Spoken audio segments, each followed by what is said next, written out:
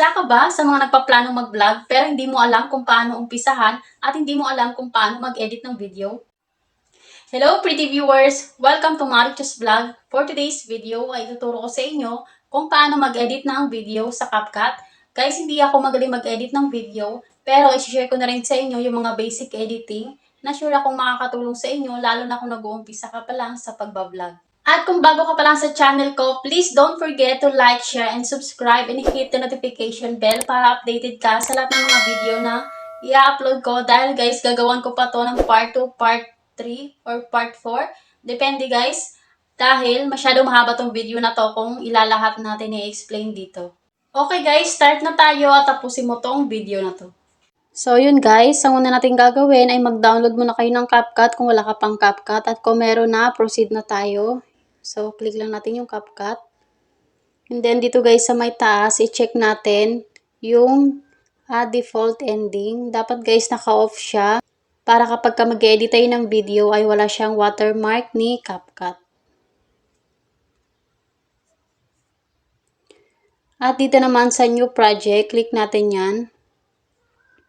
Mapupunta tayo sa may gallery. Piliin nyo yung video na i-edit nyo. And then add.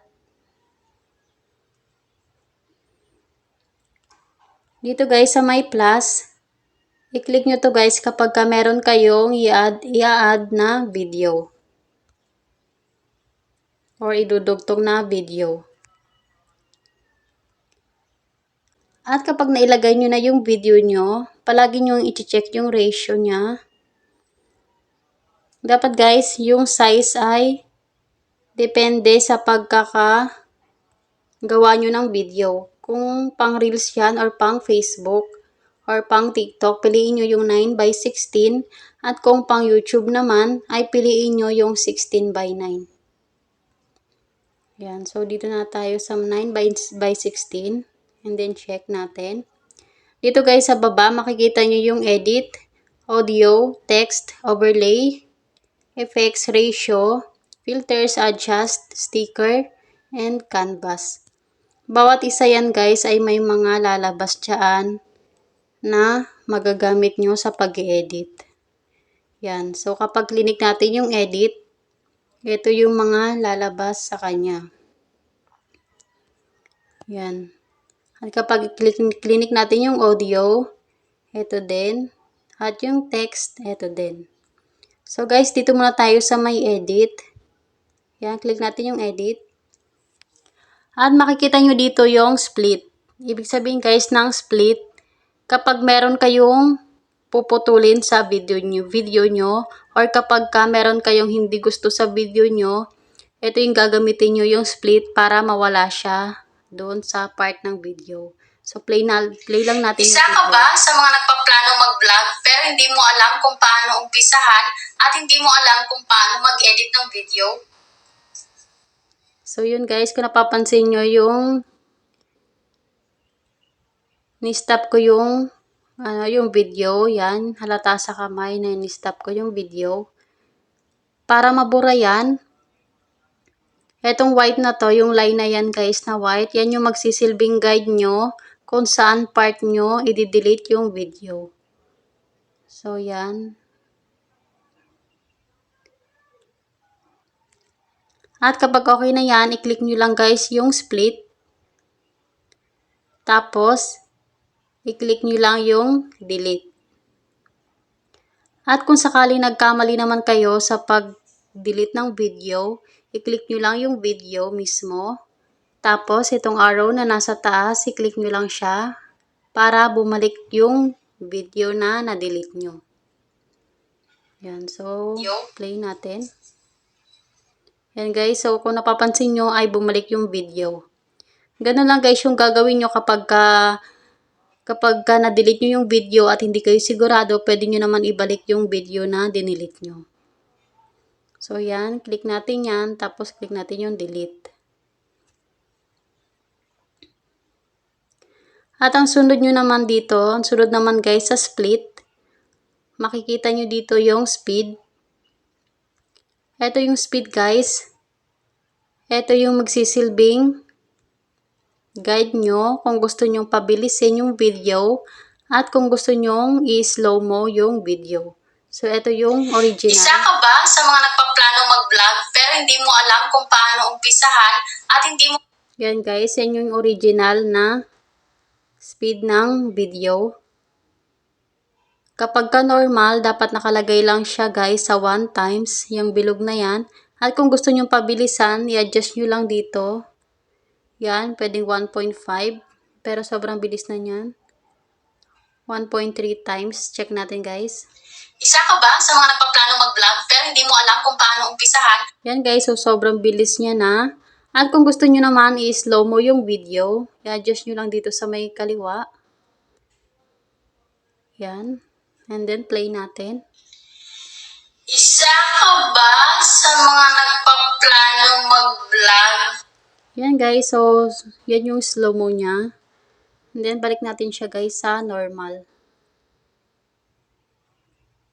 Yan, so ano lang natin, 1 times lang. Yan guys yung gamit ng speed. At para naman guys dito sa may animation, ito yung nasa inyo guys, kung gusto nyong maganda yung pasok ng video. So for example ito.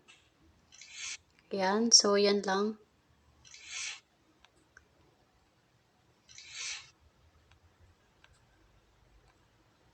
Yan, so check natin.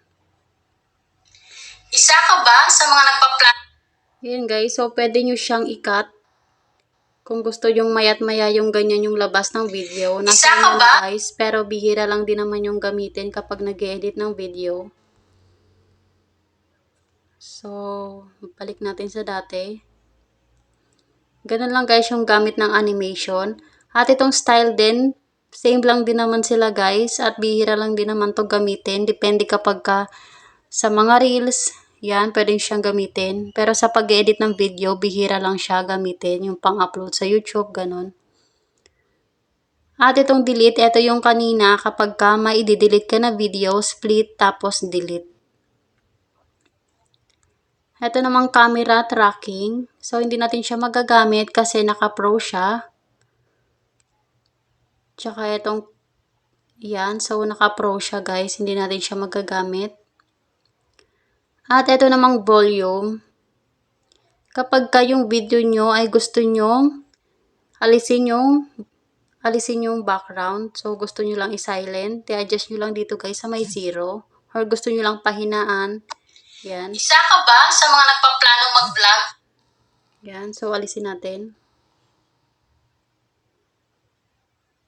Yan. So, madalas ginagamit guys yung mute kapag lalagyan mo ng music yung video or pang reel siya or pang TikTok. Kasi guys, kapag nilagyan mo ng music yung video mo tapos meron siyang background, yung original na video, ay pangit pakinggan kasi nagkakahalo yung background ng original video tsaka yung music. So, madalas lang siyang ino-off kapag maglalagay ka ng music. So, balik natin siya. Isa ka ba sa mga At kung may part naman guys na gusto mo lang i-silent, for example, itong nasa gitna ang gusto mong i-silent. So, click natin yan. Tapos, click natin yung split. Tapos, i-adjust natin to. Tapos, putulin natin ulit. At i-click natin yung gitna. Hanapin natin yung volume. Tapos, alisin natin yung background niya. I-off natin. So, kung mapapansin nyo siya guys, mawawala yung sounds niya. Yan. Check natin. Isa ka ba sa mga... Yan guys, so ganyan yung gamit ng volume. So balik natin siya sa dati. Nagpaplano mag-vlog pero hindi... Yan. At dito naman guys sa may edit, nasa inyo kung gusto nyong i-rotate yung video nyo. Yan. Ganyan lang yung gamit niya. At mirror. At yung crop. Dito sa may crop guys, kung meron kayong part na gustong alisin or ayaw nyong makita, lalo na yung mga watermark ng video nyo, yun pwedeng siya guys i-crop. Yan. At dito naman guys sa may cutout. Ito yung gamit ng cutout guys. So, remove background. Ito yung kapag ka gusto nyong alisin yung background ng video nyo. At kung gusto nyo yung matira na lang yung kayo mismo. So, try natin. Yan guys, yan yung gamit ng background na ay ng cutout. Tapos kung gusto nyo lagyan ng design, i-click nyo lang yung cutout stroke. Yan, so pili lang kayo dito sa may taas. Yan.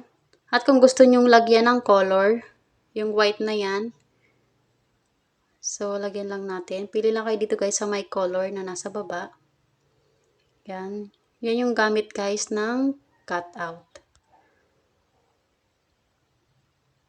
So ibalik natin siya sa dati. Yan.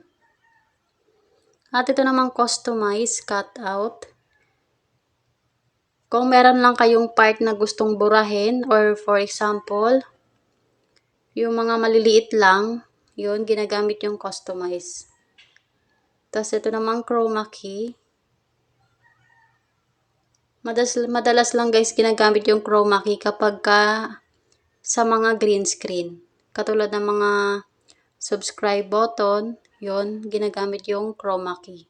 Yun guys, yan muna sa ngayon kasi masyado nang mahaba tong video na to kung tatapusin pa natin. Kung may mga katanungan ka, comment down below kasi nagbabasa naman ako guys ng mga comment. Sisikapin natin guys gawan yan ng tutorial. At kung bago ka pa lang sa channel ko, please don't forget to like, share, and subscribe and hit the notification bell para updated ka sa lahat ng mga videos na i-upload ko. Dahil gagawan ko pa to ng part 2, part 3 hanggang sa matapos natin to guys. Hanggang sa mas malaman nyo kung paano yung pag-edit ng video sa CapCut. Dito na magtatapos ang ating video. Maraming salamat sa pagtapos ng video na to.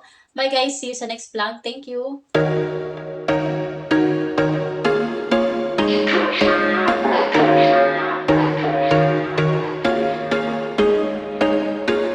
There was once a day that